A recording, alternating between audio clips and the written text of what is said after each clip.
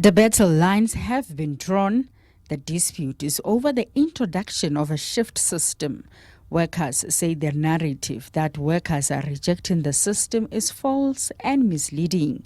They say they complied with the unlawful shift system when it was forced on them, but approached the Labour Court as their rights were violated.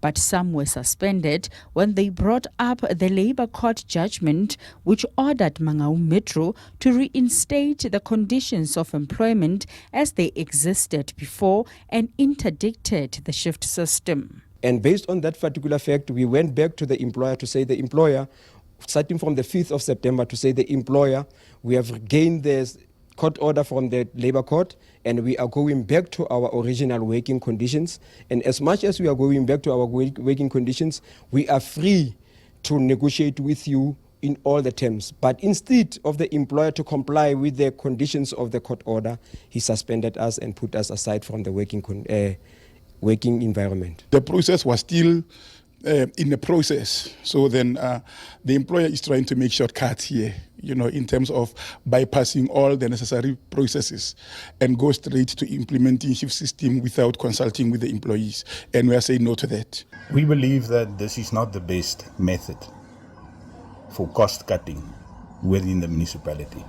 I think that there you'll have to go back to the Auditor General's report, the most recent one, and if you look at the wasteful expenditure,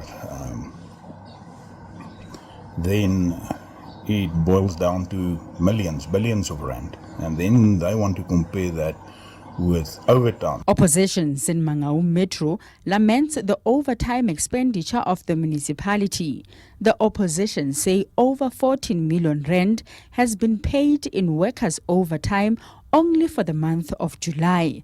The DA says the new shift system was designed to allocate 12-hour shifts to employees, but the Metro failed to consult employees before implementation. The party says in the 2024-2025 financial year, the Metro overspent by 136 million rand. With 136 million, we can fix a lot of potholes, a lot of infrastructure. It can really go better in this city. And now then, let's call it the oversight, the incapability of the head of the administration, Mr. Selo More, being the municipal manager, to implement the shift system correctly. There was years before that he could have had his consultation with the employees, where they could have reached a mutual agreement. The overtime bill cannot be equivalent to the salary bill, which the AG, the Auditor General, has always been complaining about. We've been asking the municipality in terms of job creation. They've been saying to us, we don't have money. But now, if somebody else is getting something like 10,000 rand, for an example, a worker is getting 10,000 rand, for an example, and is getting an overtime of 20,000. What are you saying? Are you saying that you are now hindering 2 jobs for 1 person? The minute a company is paying its own salaries, a lot of money on the overtime, there's a poor planning. There's no financial control. How can the municipality, the last time we saw the same municipality was paying one of the employees that is sitting in prison? What does it say to you? Now there's also allegations that they've even paid people who have long retired. What does it say to us? This municipality, they cannot even collect their own revenue. The ANC say it is fully behind the shift system to address irregularities flagged by the Auditor General.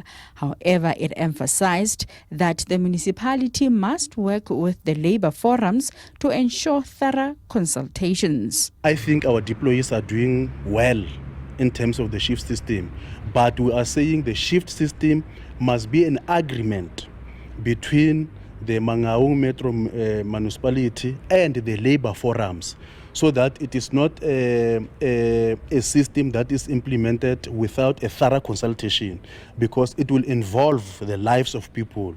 So anything that involves the lives of people must be consulted thoroughly. The Metro maintains that an agreement was reached through the local labor forum. It says a meeting is scheduled for next week, Tuesday, to resolve the matter and that management will look into the cases of suspended workers. Magala Masiting, SABC News, Bloemfontein.